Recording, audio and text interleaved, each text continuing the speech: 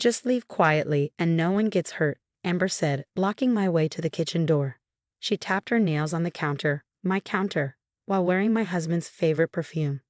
I took a sip of coffee, hiding the fact that my hands were shaking.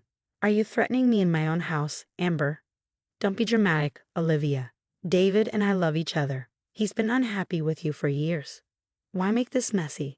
Just pack up and go. No lawyers, no fights. You can even keep your car. How generous. I'm Olivia Chin, 34 years old, and I was watching my husband's 26-year-old mistress try to push me out of my home. The home I had spent years fixing while David was working late, which I now knew meant cheating. I looked up at the ceiling fan I installed last summer. More importantly, at the tiny red light blinking on it. Amber noticed and frowned. What are you looking at? She asked, her confidence slipping. Oh, nothing, I said, standing up. Just admiring my work. Did David ever tell you I'm good with electronics? Before she could reply, I heard the front door open. David's voice rang out. Amber, is she giving you trouble? He walked in, still wearing his wedding ring. Perfect timing, I said, smiling and pulling out my phone. We were just talking about home improvements. David's eyes narrowed. He knew that smile. I had the same one when I caught him texting Amber at 2 a.m. What are you up to, Olivia? Just watching some videos. I turned my phone around, showing them live footage from the ceiling fan camera. Their faces went pale. You recorded us? Amber shrieked. That's illegal. In my own house? After you sent me threats? I swiped to show her email where she explained how they planned to kick me out. My lawyer says otherwise. David stepped forward, trying to act calm. Let's be reasonable. Oh, I have everything, I interrupted. Every plan, every secret, every lie. Did you really think I wouldn't protect myself? The blinking light on the fan seemed to mock them. They had no idea it was just the beginning. Delete it, David demanded. Or what? I asked. You'll take everything from me? Leave me with nothing but my car? I laughed and they flinched. Check your email, David. You'll find some interesting footage. The police will too. Amber panicked first. She grabbed her purse and turned to David. You said she would just leave. David lunged for my phone. Give me that. I stepped back, still smiling. The ceiling fan isn't the only camera, David.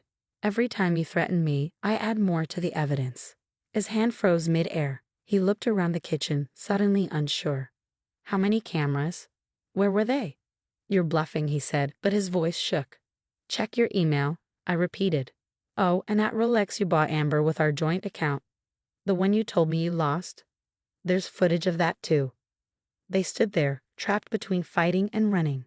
This isn't over, David muttered. You're right, I said, sipping my coffee. It's just beginning. My lawyer and the police will be here soon. They ran. No grand exit, just two people realizing their plan had failed. As the front door slammed, I forwarded the footage to my lawyer. A moment later, a text arrived. Received. Meeting with police at 2 p.m. Well done, Olivia. I smiled at the blinking red light. Sometimes the best way to win isn't to fight, it's to be prepared. And I had been ready for this moment for months. The next morning, my phone wouldn't stop buzzing. David's family, his friends, even Amber's mother, everyone had an opinion about the footage that was now evidence in a criminal investigation. You've ruined my daughter's career. Amber's mother screeched through the phone. Those recordings could destroy her future. Your daughter ruined her own career when she decided to help my husband embezzle money. I replied calmly before hanging up. I was in my home office, reviewing security footage with Detective Martinez. She paused the video, showing David and Amber hunched over our desktop computer late one night. There, I pointed. That's when they were transferring money from our joint investment account. They thought using my computer would hide their tracks. Detective Martinez nodded, making notes. And you installed the cameras after receiving the first threatening email. Yes, Amber wasn't as careful as she thought. She used her work email to send me a friendly warning about leaving quietly, said it would be a shame if something happened to all my property while I was gone. The detective's lips tightened. Textbook intimidation. And this was before they started moving money. They got bolder after I didn't respond to the threats. Started small jewelry disappearing, documents going missing. Then last month, I noticed large transfers from our accounts. My lawyer, Sarah, walked in with fresh coffee and a thick folder. The bank statements confirm everything, detective. Multiple unauthorized transfers totaling over $200,000. All captured on Olivia's cameras. I took a sip of coffee, remembering the night I discovered the first transfer. I'd been reviewing our monthly statements, something David always mocked me for, when I noticed the discrepancy. That same evening, I'd caught him on camera assuring Amber they'd never get caught. "You'll get your dream house," he promised her, sitting at my kitchen counter. "Once we clear out the accounts and force Olivia out, everything will be perfect." Perfect. The word echoed in my mind as I watched them plot to destroy my life. My phone buzzed again. David this time. I showed the screen to Detective Martinez before answering on speaker. "Olivia." His voice was tight, controlled. "We need to talk. What you're doing, it's not too late to fix this." "Fix what, David? The money you stole? The threats? The conspiracy charges?" "Don't be dramatic. I was going to pay it back. You're making this bigger than it needs to be." Sarah leaned forward. "Mr. Chen, this is Sarah Williams, your wife's attorney. Any further communication needs to go through me." "You hired a lawyer?" He sounded genuinely surprised.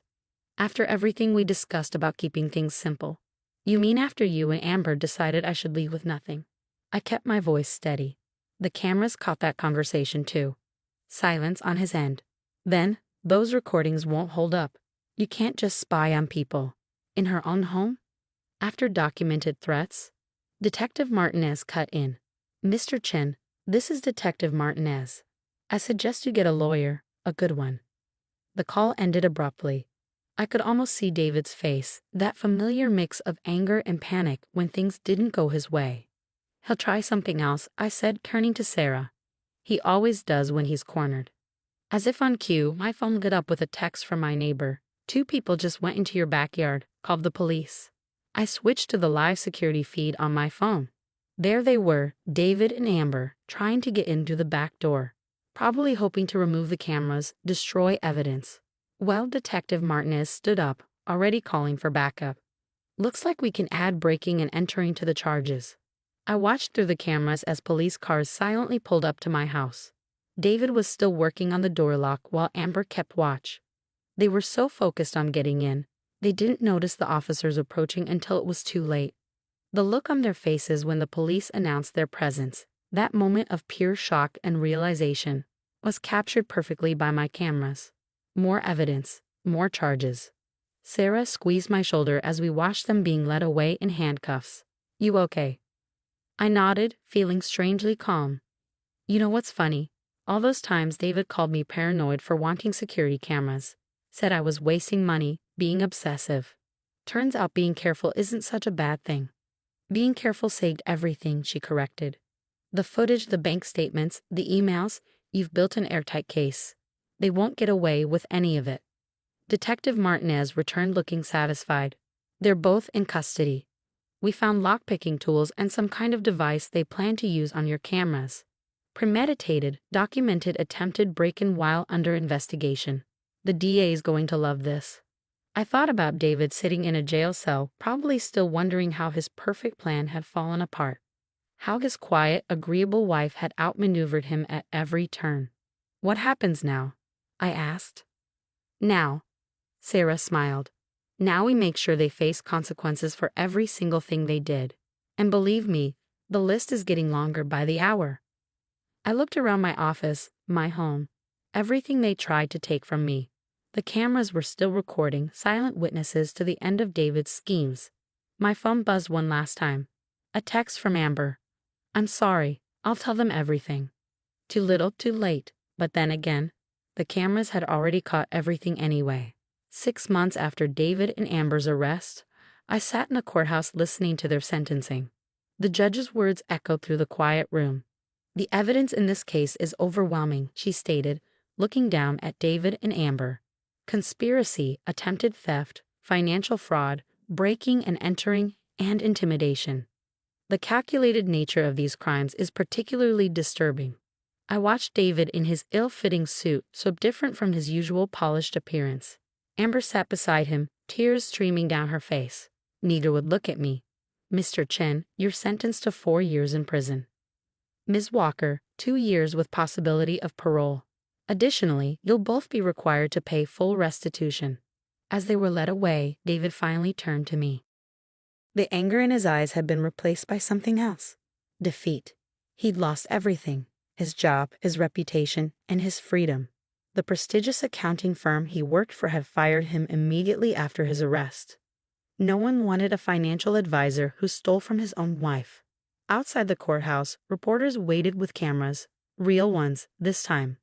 Sarah handled them expertly. "This case shows that domestic financial abuse is a serious crime," she told them. Thanks to Mrs. Chen's foresight in documenting everything, justice was served. My phone buzzed with a message from Detective Martinez. "Thought you'd want to know. They found more victims. Other women David scammed.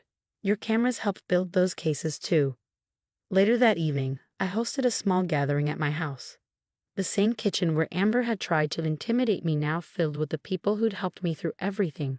Sarah, Detective Martinez, my neighbors who'd called the police that day. To Olivia, Sarah raised her glass, who proved that the best revenge is being smarter than your enemies. I smiled, thinking of the cameras still quietly watching over my home. I decided to keep them, not out of fear, but as a reminder. Sometimes the best protection is simply paying attention. You know what David said in his final statement to the judge? Detective Martinez asked, sipping her wine. He claimed he never thought you'd fight back. Said you were always so agreeable, so trusting. That was his mistake, I replied. He thought quiet meant weak. He never understood that trust should be earned, not taken for granted. The doorbell rang. Another delivery. Since the story hit the news, I've been receiving letters from women in similar situations asking for advice. My security cameras had inspired them to protect themselves too. Sarah picked up one of the letters.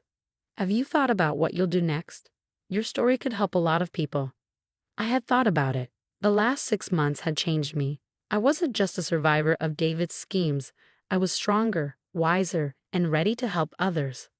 "Actually," I said, "I'm starting a consulting business, teaching women about financial security, documentation, protecting themselves." Turns out there's a real need for it.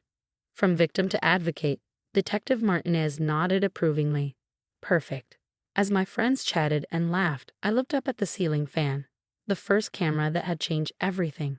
Its red light still blinked steadily, but it no longer represented fear or betrayal. Now it was a symbol of empowerment. My phone buzzed one last time. A text from an unknown number. "Mrs. Chen, I'm one of the women your ex-husband scammed. Thank you for stopping him. You've given us all hope." I smiled, typing back, "Stay strong. Document everything. And never let anyone tell you to leave quietly." The cameras caught this moment too, me surrounded by friends, building a new life from the ashes of David's betrayal. But this footage wasn't evidence of crimes. It was proof that sometimes the happiest endings come after you stand your ground. Sarah raised her glass again. "To new beginnings." "To new beginnings," we echoed, and to security cameras. Laughter filled my kitchen, replacing the memories of threats and schemes. David and Amber were facing justice, and I was free to write my own next chapter. Sometimes the best revenge isn't running away. It's standing your ground and letting the truth speak for itself, one video frame at a time.